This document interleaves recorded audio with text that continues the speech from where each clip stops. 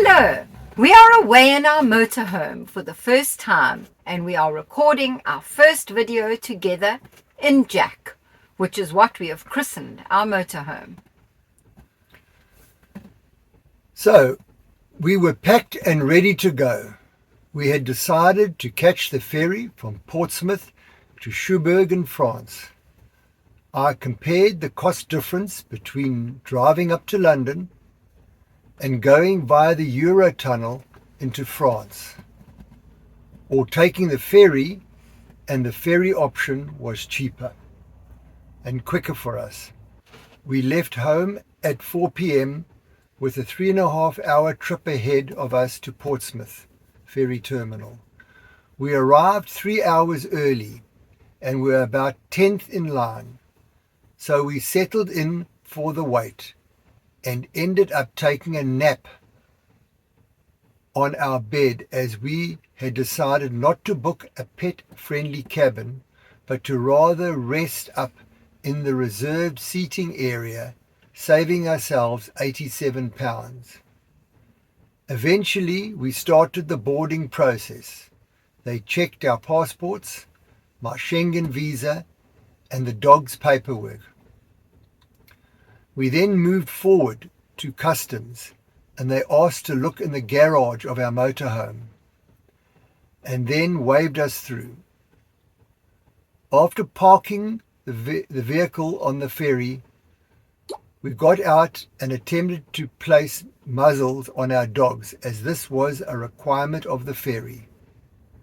This was rather a joke and a fruitless exercise, as Rambo and Jojo have never been muzzled and just scratched them off like a lot of the other dogs were doing. We took the dogs to their kennel, and lucky Beryl had taken their beds, as it was just a stainless steel kennel and they would have been rather cold without their beds. Rambo was not happy, and we heard him barking continuously as we walked away. Poor little chap. We had booked aeroplane type seats for £5 each, but decided to rather lie down in the public seating area. Our only mistake was not taking a pillow and a blanket with us from the motorhome, and you are not allowed to go back to your vehicle once the ship sets off. There was only one other person in the lounge area, so a very quiet trip. Despite the lights not being turned off, we had a fairly good night's rest. The crossing to Cherbourg took 8 hours, and at 6:30 a.m. we had our first coffee out of our flasks.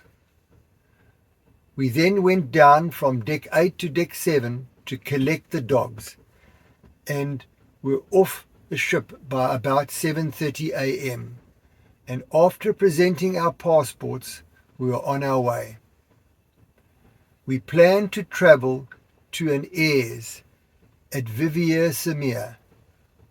One of our first stops was for groceries, as we had very little with us. The requirements by the EU is that no dairy or meat products can be taken from the UK to the EU. Grocery shopping in France is quite a challenge, but we managed with Google Translate, and it is all part of the adventure. Beryl has proved to be very good with French. She only did 6 months French in Standard 6, but seems to have remembered quite a lot. I have no idea what's going on. Driving on the right-hand side with a left-hand drive vehicle is not too bad. The roads and traffic signs are very good and clear, and they don't seem to be very narrow, like back in the UK. We selected an heirs for our first stop over, and of course we had to work out how it all worked. On arrival, there is a parking garage type boom and a machine that you have to register your details on. Pay with your Visa card, and then a new membership card should come out. Well, no card came out. So Beryl had to phone their helpline, wait to get an English-speaking assistant, who then connected remotely to the machine and succeeded in producing our card. All the heirs have varying facilities like water, toilets, electricity, toilet drainage points, etc. Well, this one was supposed to have electricity, but we were horrified to find out that it was throttled to only 4 amps. So only sufficient to charge batteries, but definitely no electric kettles or toasters, etc. Saturday, we woke up to grey skies, but no rain.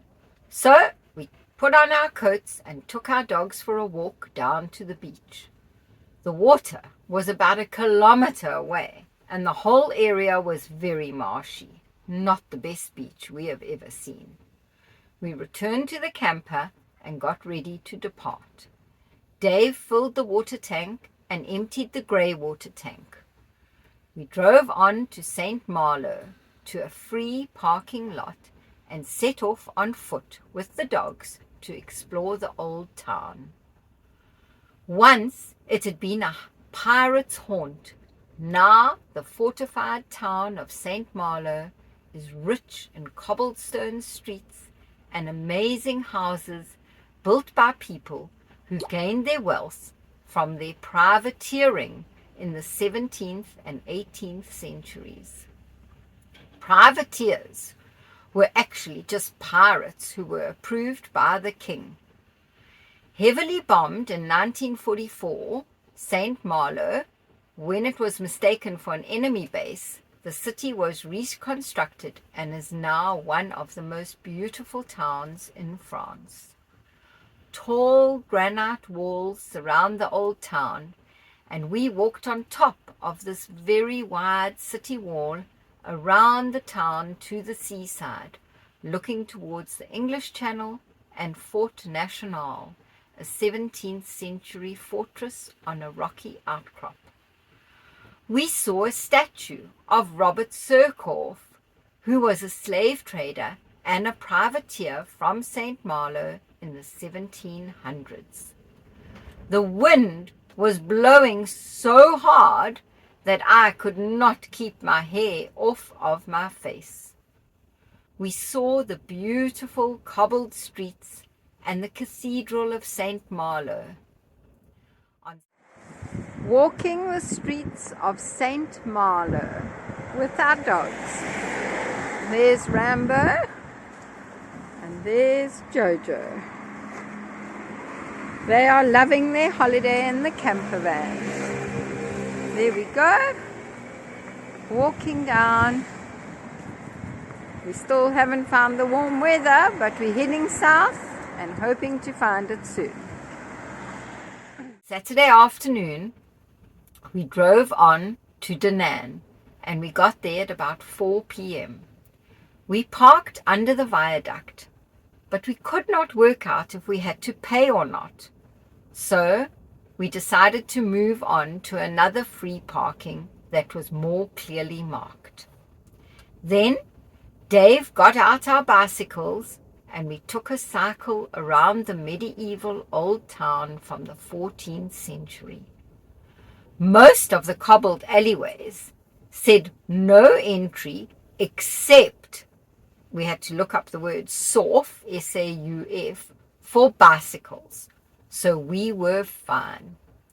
Da Nang escaped the damage of World War II, and so today presents an uninterrupted medieval tableau of open squares, city ramparts, and half-timbered buildings, which are buildings where the first floor is bigger than the ground floor, so making an overhang on ground level, which is ideal for street cafes, etc. We cycled down a very steep cobbled road and then back up again. really testing my cycling ability. It was a beautiful town to explore, and we got back to camp just before dark and popped a quiche in the oven for dinner with a fresh salad. Sunday morning we left through the wall of Danann and over the viaduct. We stopped at an air off the motorway. These airs just have a toilet and a picnic area and are just for stops, not for overnight. We headed for Lowry Valley, where during the 15th and 16th century France's kings built sumptuous country retreats, and French nobles and elites built stately manor houses, such as the Chateau d'Azay-le-Roux, which is an idyllic setting in the middle of the Indre River and is considered one of the foremost examples of early French Renaissance architecture. By 2:30 p.m. we were approaching the chateau, and the GPS sent us down this narrow little cobble street. Luckily I made it through before finding a free parking spot within walking distance of the chateau. The chateau was built between 1518 and 1527, and the original framework of the large attic is oak from oak trees cut down in 1517. Remarkable 17th century tapestries adorn the walls. The Benecourt Salon was a state room for entertaining, and the billiard room has portraits from the 16th and 17th centuries. In fact, the chateau is renowned for its priceless collection of portraits of nobility from the 16th and 17th century. The dining room was set according to the custom of the 19th century. Note that the cooked pheasant is decorated on the table with some of its own feathers. The salon library was arranged as it was in 1854, complete with gaming table. We left the chateau and drove to a parking spot for the night, but there was no 3G or 4G, so we moved on, driving through farmlands and beautiful sunsets to a lovely free campsite by a dam for Sunday night, where we had French boerewors and mash for dinner, and then tucked ourselves up in bed. Monday morning was a beautiful sunrise, and we were the only campers there around the dam. We left and drove through farmlands to Bordellas, which was about 3 hours of driving, where we booked into an Airs for €12 a night. And here we had 6 amps of electricity. Bordellas is a lovely village, which sits on the edge of the River Dron. In the afternoon, we took a walk across the river, over an ancient bridge, and up through the village. We then went to the supermarket, which opened at 4 p.m. after a siesta close time over lunchtime, and we bought salami, cheese, and a baguette, and so we were able to enjoy a cheese and wine snack in our motorhome. Tuesday, we travelled about 1.5 hours to Chateau Guillotin, a 5-acre family-owned vineyard, established in 1730 and passed down through the centuries, father to son, until the present day to Lucien Moritz. After parking, we took a cycle to Saint-Emilion, through vineyards upon vineyard, where landowners were busy pruning their vines. Saint-Emilion is a charming medieval village located in the heart of the famous Bordeaux wine area. Legends say a monk called Emilion from Brittany fled from his hometown and took refuge in a natural cave in the 8th century, living the life of a hermit. He accomplished a few miracles and rapidly became famous in the region.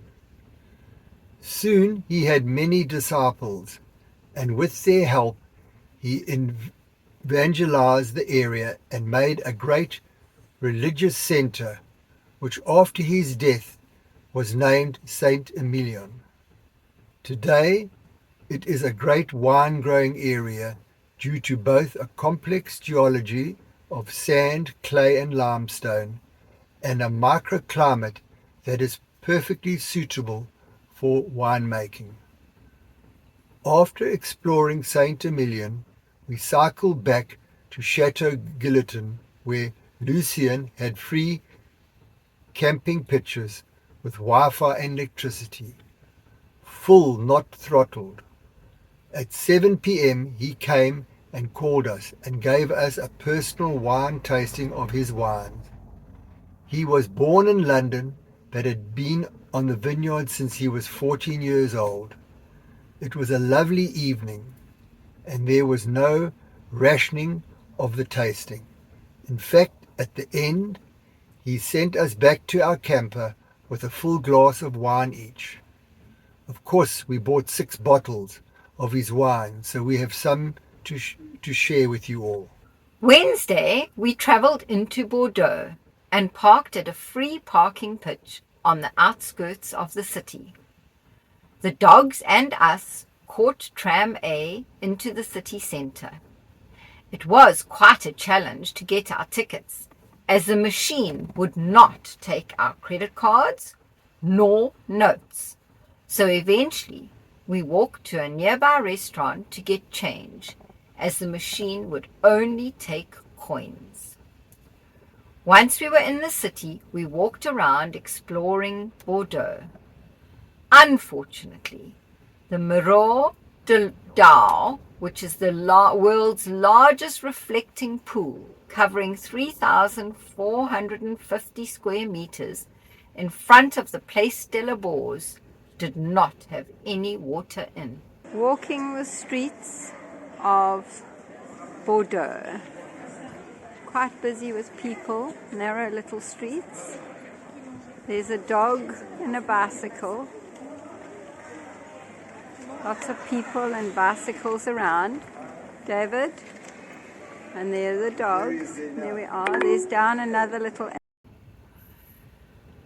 We then walked to the Bordeaux Cathedral, a Roman Catholic church dedicated to St. Andrew. We went inside, and Rambo and Jojo had their first visit to a cathedral.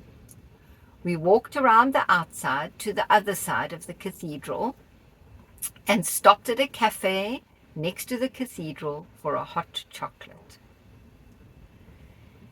Then we went to look at the bell tower, which was built in 1440 and is separate from the cathedral so as not to threaten the cathedral's structural integrity.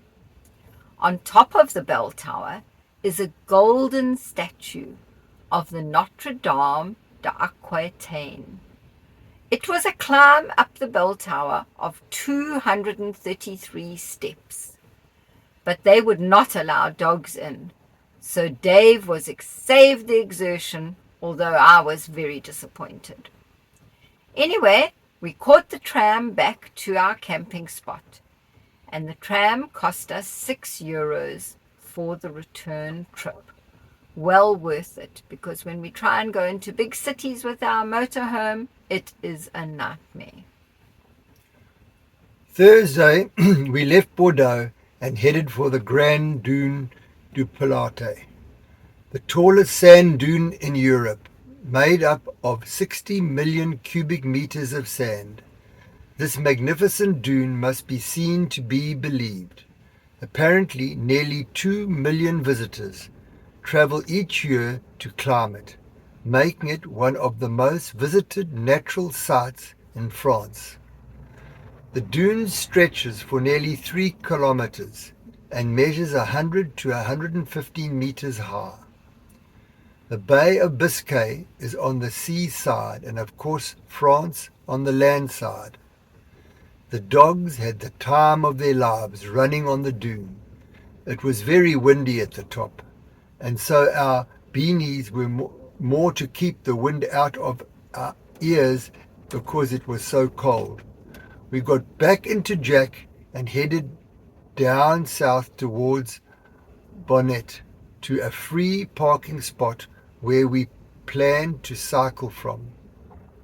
Well, the parking was full and Bonnet was busy, so we decided to go to our planned overnight stop in Biarritz.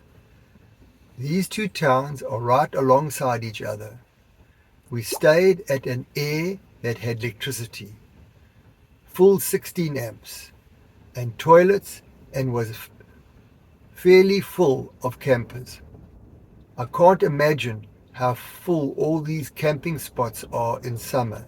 Friday morning, Dave got out the bicycles and we took a cycle into Biarritz, which is an elegant seaside town that has been a popular resort since European royalty began visiting in the 1800s. It is also a major surfing destination with long sandy beaches and surf schools. We are absolutely loving our e-bikes, and it took us just 20 minutes to cycle into the town. We did a circular trip and cycled back along the coast, seeing the beautiful sandy beaches and all the surfing shacks that were offering surf lessons. But of course, they were all closed for the winter. We stopped to look at St. Eugenie Church of Biarritz. A highlight further on was seeing the Rocher de la Verge, which is a rocky outcrop topped with a statue of the Virgin Mary. Whoa! Whoa! Look at that! The waves come crashing in. And there's another rock arch here. And the Virgin Mary at the top there.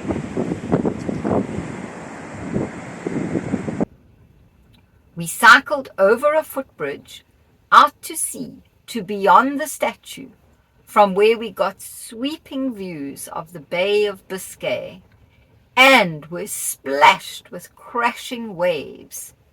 It really was beautiful, and the waves crashing all around us made it very dramatic.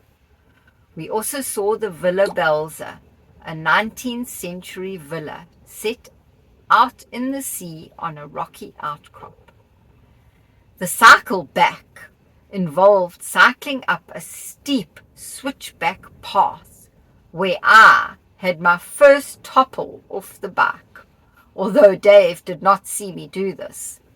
Anyway, I am no worse for wear except for a small graze on my shin. We got back to Jack, where our dogs were very excited to see us. When we go cycling, we leave them in the camper in their crate, and it seems to be absolutely fine.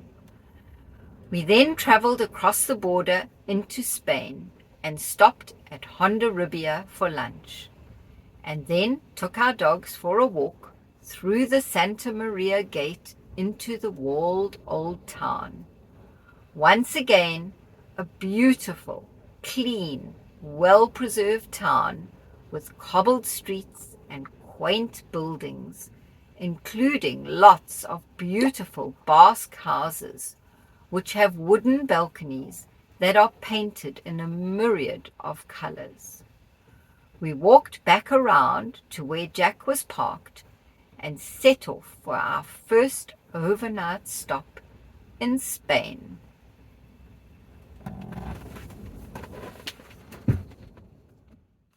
Please like and subscribe and hit the bell icon for notification of our next video.